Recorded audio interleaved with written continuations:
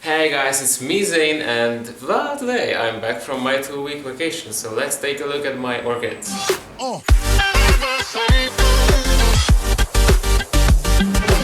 So, well, yeah, we all know the drill of being back from a longer vacation, and we have to leave our beloved orchids at home without us, without our care. And maybe we can provide some care by another person who just really doesn't know how to care for our orchids, so we all stress out on our vacation like, oh shit, what's gonna happen to my orchid in my mom's care, in my husband's care, in my daughter's care, oh Jesus, what I will find when I get back home. Well, I was forced to actually ask somebody to water my orchids once. Because I'm once a week waterer, and I was away for 2 weeks, and I calculated all the watering that I was watering before my vacation and I was watering after my vacation, and right in the middle I needed the watering. So I asked my mom to do my watering for me. After she did it, she was like, Jesus, I'm not doing this again. So it wasn't a pleasant thing for her, and I really hope she won't do that again because, well, yeah, I was surprised when I got home because, you know, orchids dying and stuff like that. And that wasn't the only surprise when I got back home from Egypt. Like, you see my tan skin? You see that? No? Well, you should, because, well, when I got home and everybody who knew that I was in Egypt was like, well, you're not really tanned, are you? And I was like, I'm fucking tan, beige decay. Well, what is this if not a fucking tan line? That's what I call a tan line, okay? Okay, so after we talked about my tan line and my gorgeously tanned skin, well, okay, there's a story behind it and I'm gonna talk about it. Well, I'm not gonna do bloopers in this video, I'm gonna do a miniature storytelling ending today, like Danny does it. Okay, so let's get back to my orchids. What do I find when I got home? Well, I find some dead orchids, blooming orchids, pest infestations. That's the best, right? That's the best. I go away for like 2 weeks and the pests are like, conquer the orchids of Zane, slay them to death. Okay, so the first pleasant surprise actually was my found of this orchid, which is this one. Yes! Okay, so this one is the, I don't know, I call it the virusy pattern orchid because this orchid pattern is actually caused by a virus in the genes, something like that. So I really love the pattern of this orchid. When I repotted it, it wasn't in the best condition. So far it grew one leaf that is like nearly the same size as the previous leaf and a lot of roots. There were like no roots in this pot, and right now this pot is like full of roots and stuff like that. I really need to water it. I think this was forgotten to water because look at these roots, look at these dehydrated roots, look at those all the wrinkly stuff there. Well, I'm gonna do the last watering thing today because I'm like watering for 3 days right now because I'm doing all the catching up stuff with my orchids. So it finally bloomed. It has 1, 2, 3, 4, 5 blooms. How can I show that? Okay, so I have 5 blooms on this orchid right now. 1 bloom in the back and 3 blooms in the front. I really love this pattern. And 1 mutated flower in the center. Look at that. Poor flower, what did you do?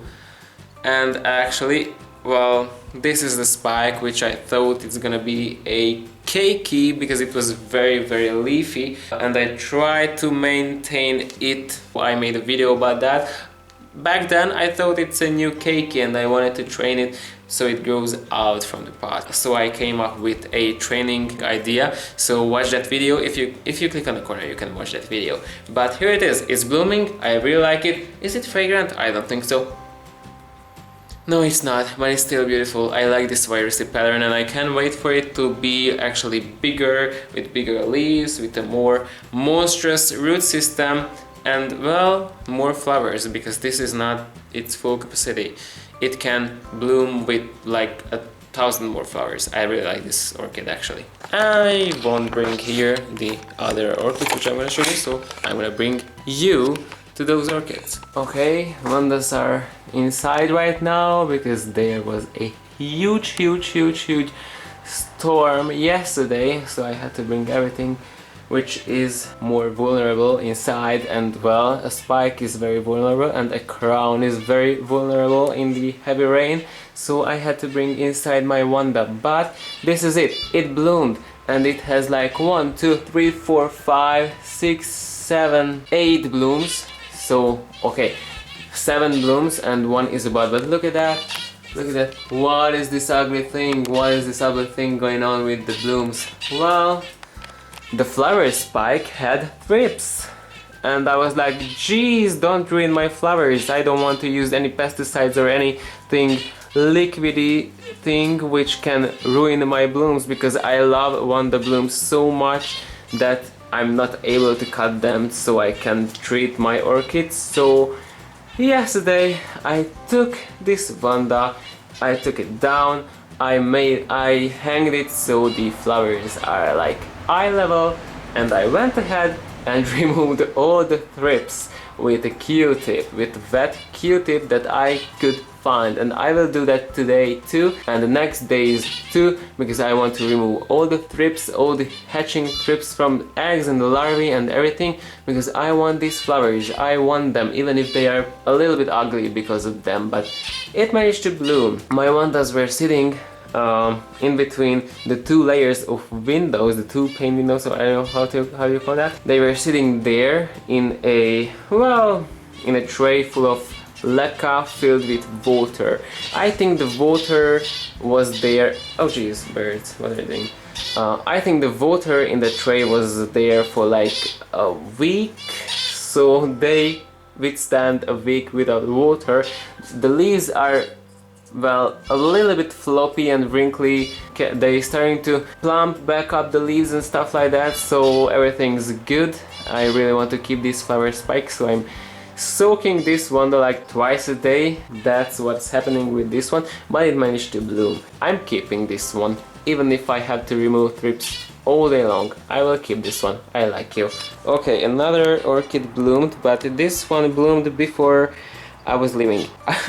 I didn't manage to enjoy the flowers too much because they were opening when I was home, but I was in a hurry and doing my stuff so I can go on my vacation, and I had to catch up with my, I don't know, business stuff, and I was traveling a lot and stuff like that, so I didn't get too much time to enjoy the flowers. After that I was away for 2 weeks. Well, right now, well, guess what, they are fading, so I didn't have too much time to enjoy these flowers, but these flowers are kind of beautiful, right? Look at this pattern and stuff like that. And well, yeah, this is the pleasant surprise on this orchid, that I still have these blooms, or actually this one bloom to enjoy, but I have another surprise which is not pleasant. Well, when I left I had a few spots on those leaves, and you know, zygos, they are, I don't know, they kind of get these spots from time to time because they are like that, so they do that. So I wasn't really concerned about this one, but well, this spotting is really widespread right now, so I think I have to do something with it, but I don't know what to do because I don't want to wet these leaves because they will get even more spotted. So yeah, I need to figure out a way how to stop this infection, and honestly right now I don't know what to do with this one, but I need to figure out a way what to do with this one. Cross fingers for this zygo. Finally I managed to rebloom it. I was waiting for it like years, and finally it reblooms with 2 flowers, and then I get these spots, so it's a setback again. Jeez, this zygo is finicky. Okay, another surprise is that one orchid is missing from here because it died. I don't know why. I think it had a rhizome rot because all the bulbs were starting to rot from the base, all the bulbs were affected, even the new growth. So yeah, and guess what, which orchid is that? The Francis Fox. Oh no, oh no. Jeez, Mr. Cellophane, what are you doing there? Don't relax between the flowers. Go away. Can you hear me? Go away. Go. Ah, jeez. Please go away from here. Go, go, go, go, go. Another surprise that while I placed my mounts on a tray filled with lacquer and water, and they did pretty well on it. Also, what happened in my collection is a, well, pretty serious spider mite infestation. I was away for 2 weeks and they thought they can do the end of the world in my collection, but I don't let them.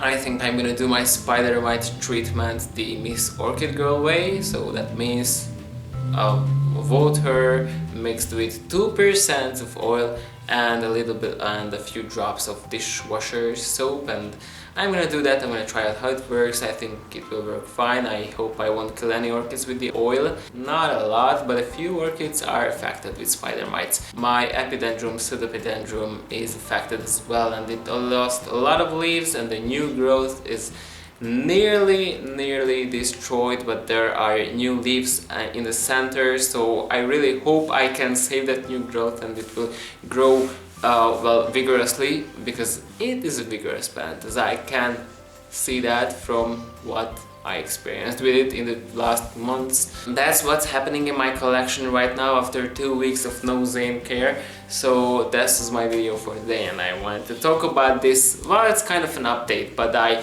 wanted to show actually what can happen when you don't care for your orchids like for 2 weeks. So yeah, this is my video for today. I hope you liked it. If you liked it, like button, leave a comment, subscribe to my channel, and also turn on notifications so you can see when I'm posting a video.